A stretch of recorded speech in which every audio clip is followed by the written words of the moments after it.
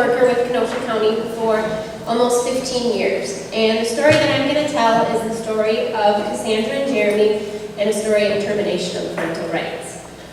Cassandra and Jeremy had 6 children total that have all been placed out of their home. The original case came in July of 2009 when a call came into our access office, which is the office that takes the reports of abuse and neglect, that Cassandra and Jeremy were neglecting their then 11-month-old daughter, Stacy.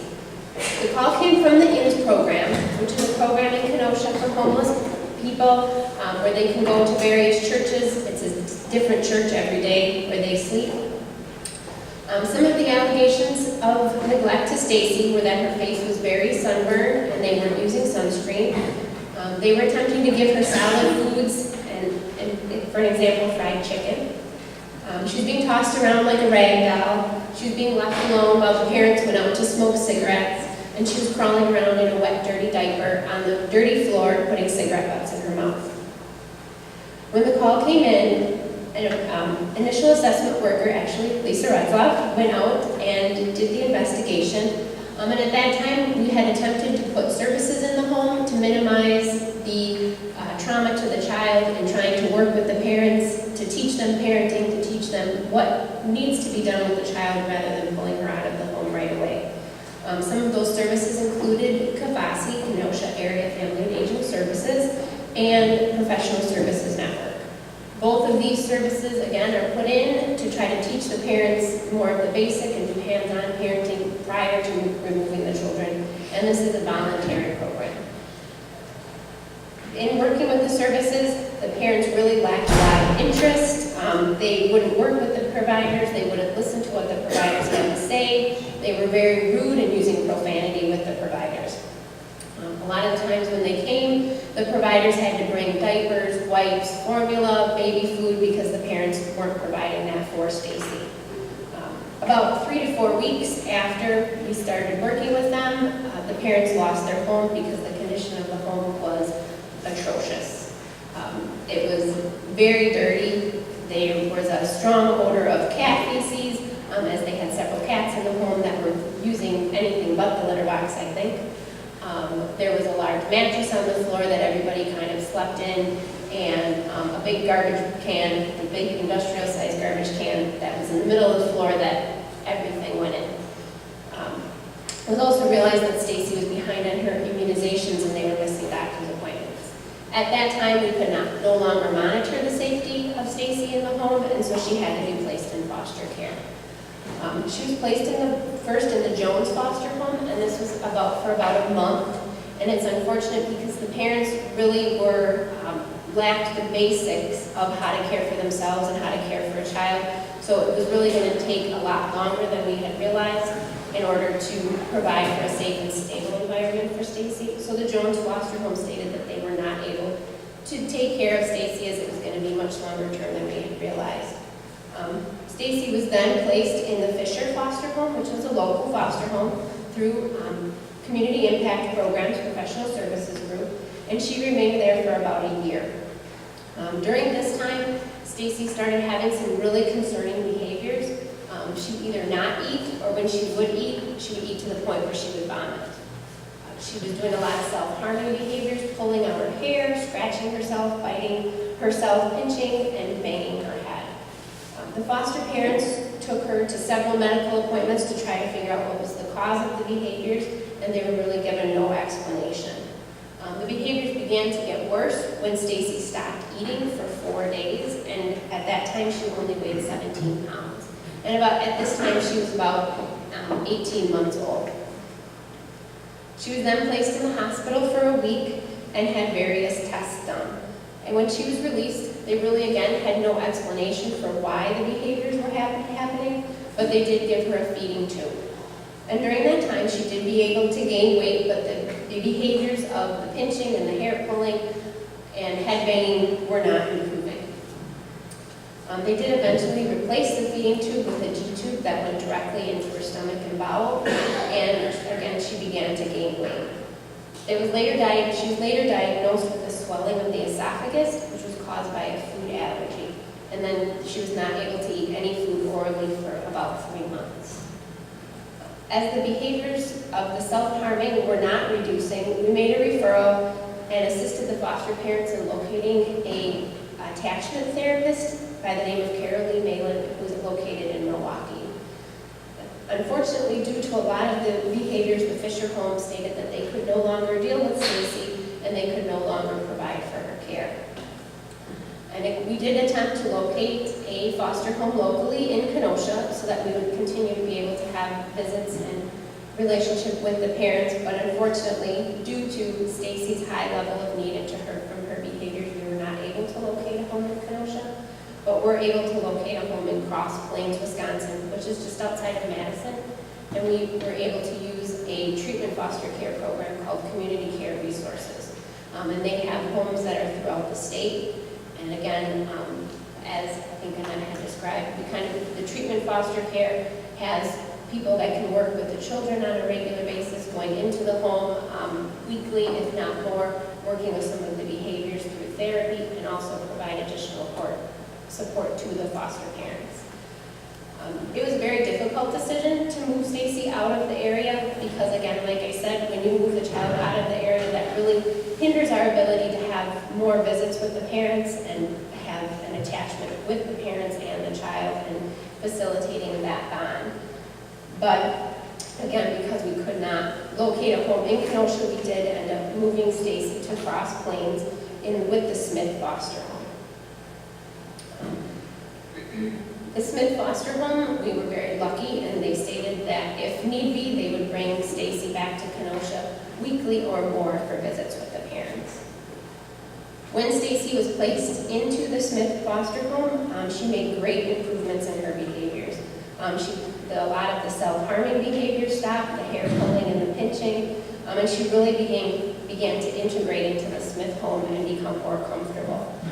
This is not uncommon for children to have an increase in behaviors in one home and a decrease in the other home. That's just their way of expressing their feelings of discomfort. And because, again, Stacy was young, she was not able to verbally tell us what was going on and how she was feeling.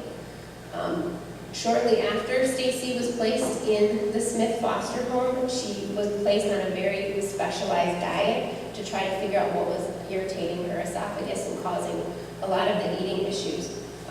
They needed to initially start off, and they eliminated dairy, nuts, soy, wheat, and eggs from her diet. And then they would slowly put the foods back in. They would do scopes on her esophagus to figure out which foods ended up irritating her.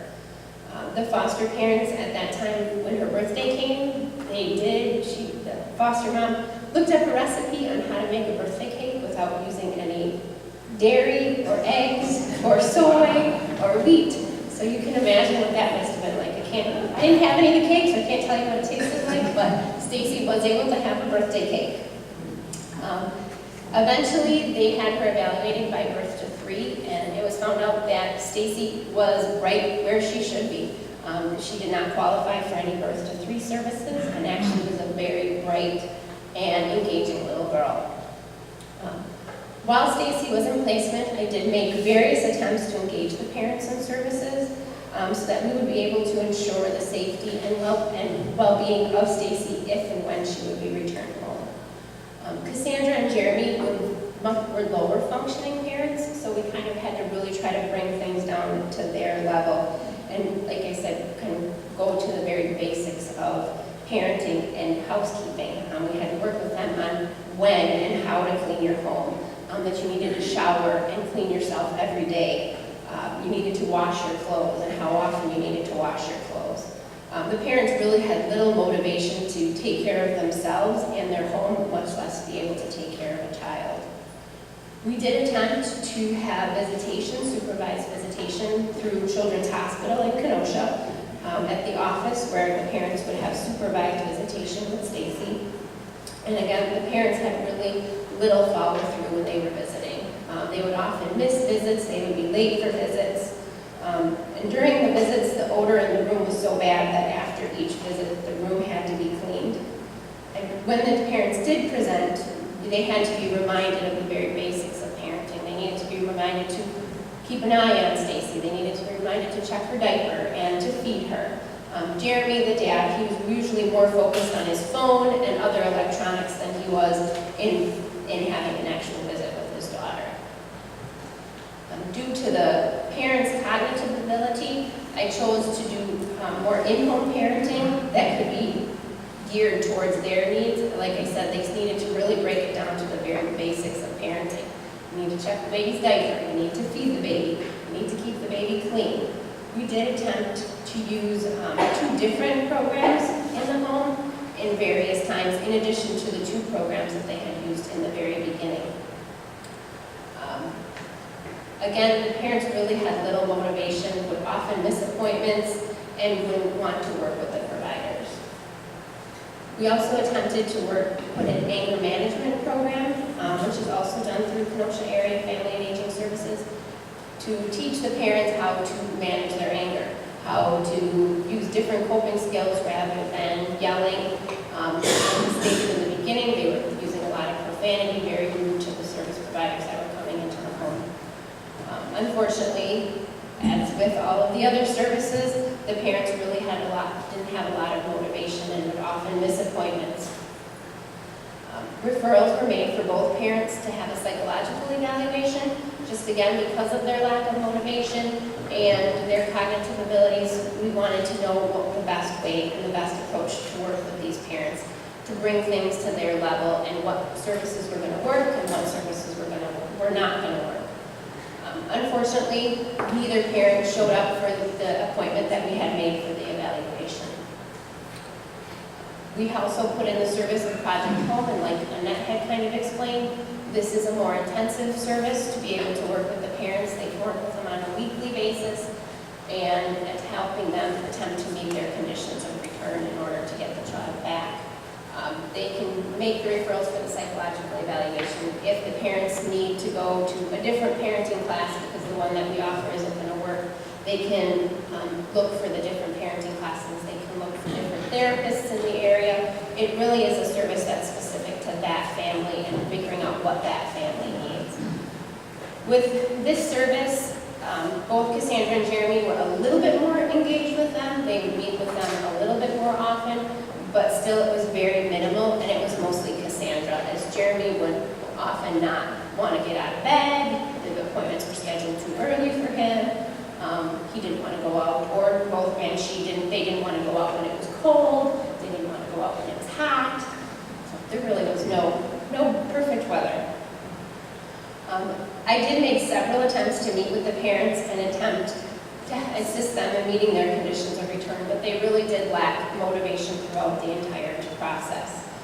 Going to the home to meet with them was very difficult because the condition of the home, from what I explained in the beginning, really didn't improve. I think that after a while it actually got worse because there weren't as many people going into the home, and they would often have various people that were living with them. So we weren't able to ensure the safety of a child in the home and also for sometimes the workers. We would have court hearings every 6 months to update the court and make plans for the permanency for Stacy. During the hearings, the judge was updated on the progress of the family, the progress of the conditions of return, and the parents' ability to safely and stably provide for Stacy and her well-being. After the parents' lack of progress, I did request that the permanency plan be changed from a sole goal of reunification to a concurrent plan of adoption and reunification. When the plan is changed by the court, I do continue to work with the parents on reunification and still continue to meet with them to meet their conditions of return, but we also start looking at other options in permanency for the child, which could include adoption or guardianship.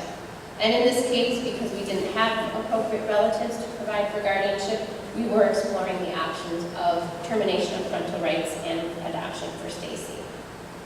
Again, the change of the perm plan is done in court and always with the court's approval.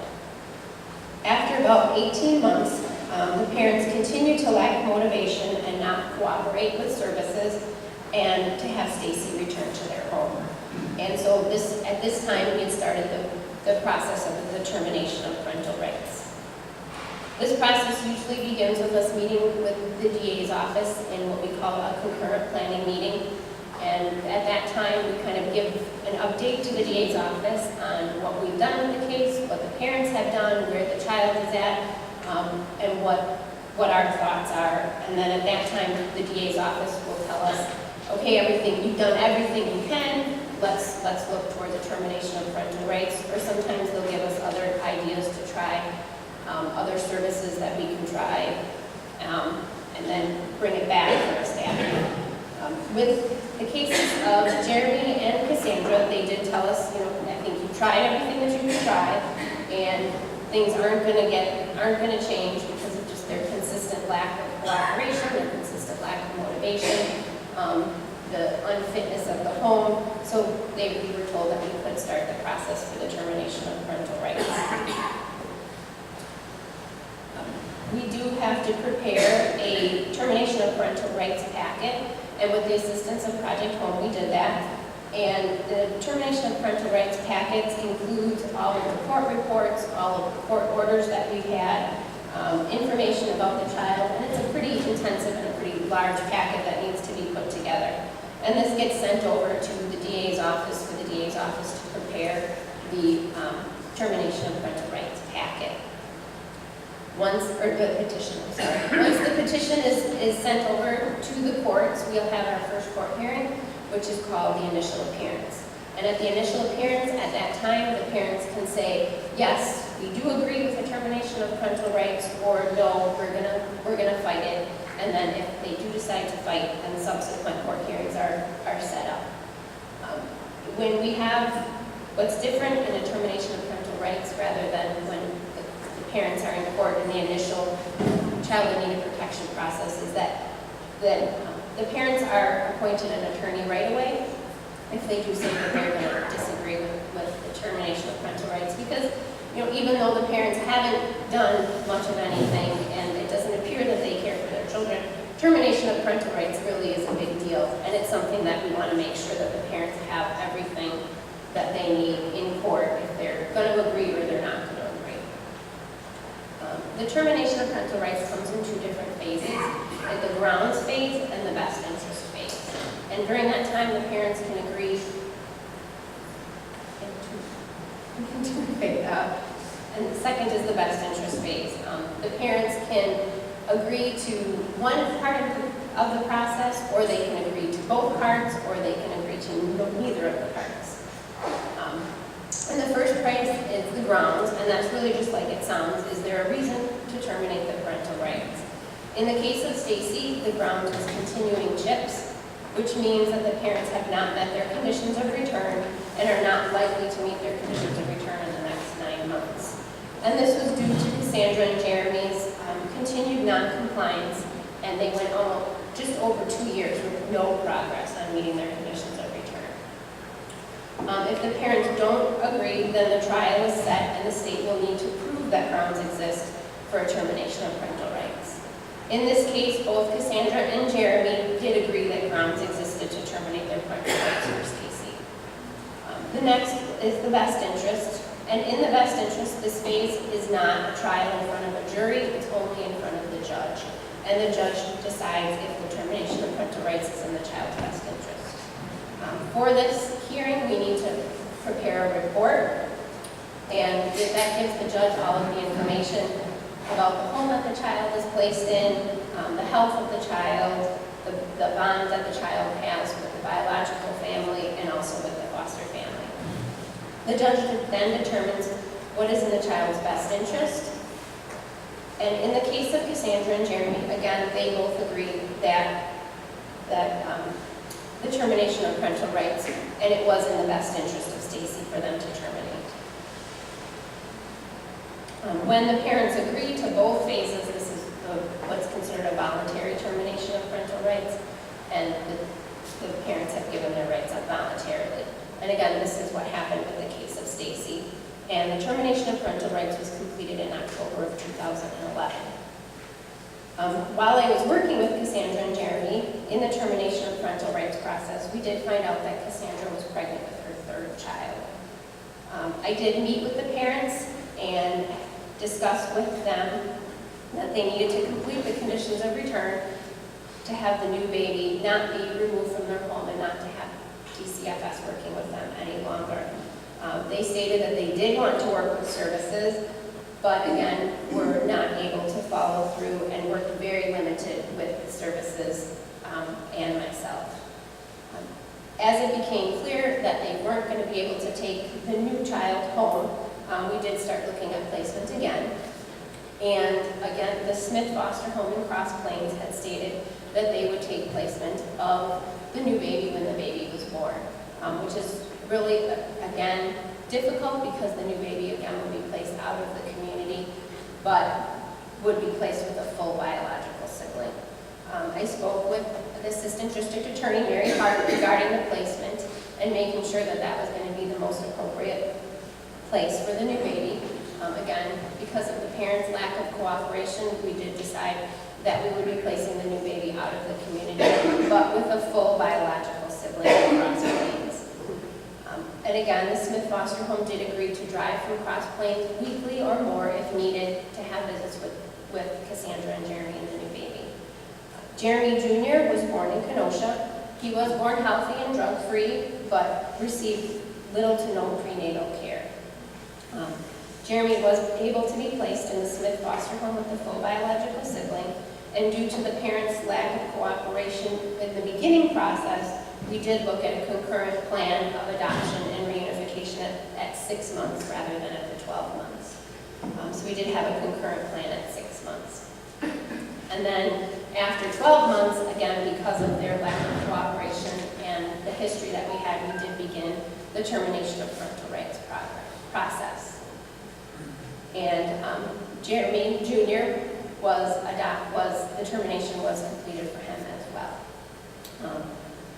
Though the case of Stacy ended with a voluntary termination of parental rights, as well as Jeremy ended with a voluntary termination of parental rights, Cassandra and Jeremy went on to have 3 additional children while we continued to work with them. And they vacillated from trying to work with conditions or not. But when I went to the hospital to have removal of baby number 5, Jeremy looked at me, he had the baby in his hands, thrust the baby at me and said, "Well, since you've taken all of our other children, we might as well have a picture of you in this one." So in the hospital, here I am, a picture with the new baby, smiling, saying we're going to be removing the baby from the home. Cassandra and Jeremy did agree to voluntary termination of parental rights on all 5 of the children that we removed from the home. And I am happy to say that all 5 of these children have since been adopted and have achieved permanence through foster care. We've had 3 children that were adopted by the Smith Foster Home and 2 children that were adopted